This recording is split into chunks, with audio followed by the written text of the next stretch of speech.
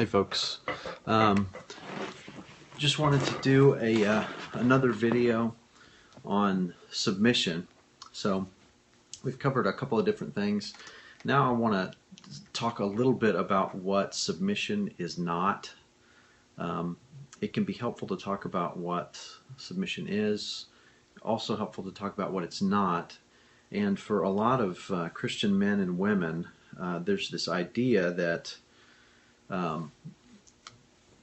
authority and submission in marriage means that you have this kind of draconian master-slave relationship between the husband and wife, where the husband is the Lord of the universe and the wife is his lowly slave.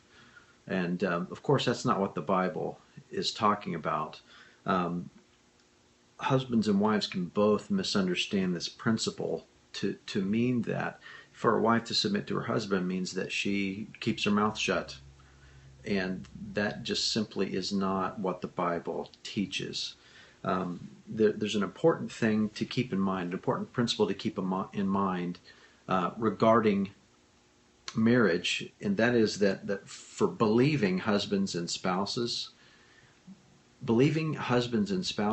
are first and foremost brothers and sisters in Christ. And so the passages in the New Testament that deal with marriage, those are not the only passages in the Bible that should rule the relationship between a husband and wife, but rather all of these other passages in the Bible that we call the one another passages, those also speak to the relationship between a husband and wife as long as they're both believers.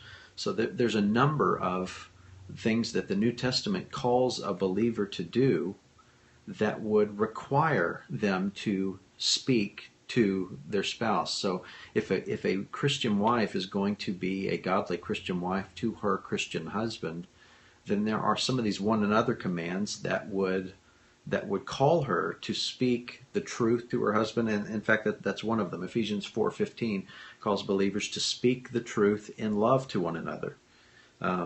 Luke 17:3 says, if your brother sins against you, go and tell him his fault or rebuke him. So a Christian wife, if her husband is in sin and she is a godly woman, she will want to confront his sin in a loving way.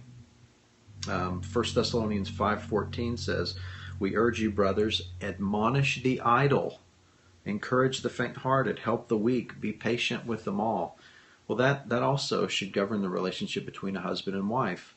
So if a wife has a husband who is idle, he's not working, whether that's physically, like actually doing literal work, or maybe he's idle spiritually, a Christian wife will say something to her husband. She'll speak the truth in love to him.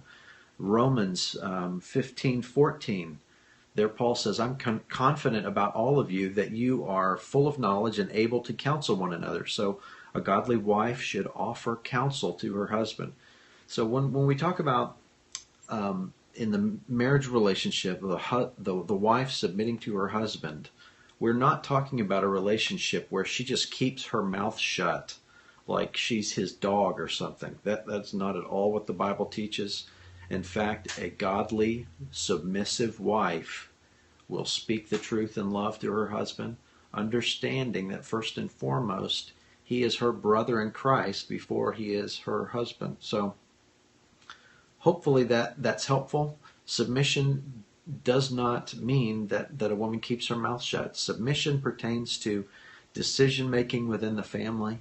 A wise husband is going to seek his wife's counsel. He's going to listen to her rebukes, and he's going to learn from those things. But then when you've got a decision that needs to be made in the house and there's a disagreement about which way to go, submission would require the wife to yield her preferences to her husband and follow his lead. But she does not need to keep her mouth shut. In fact, the New Testament would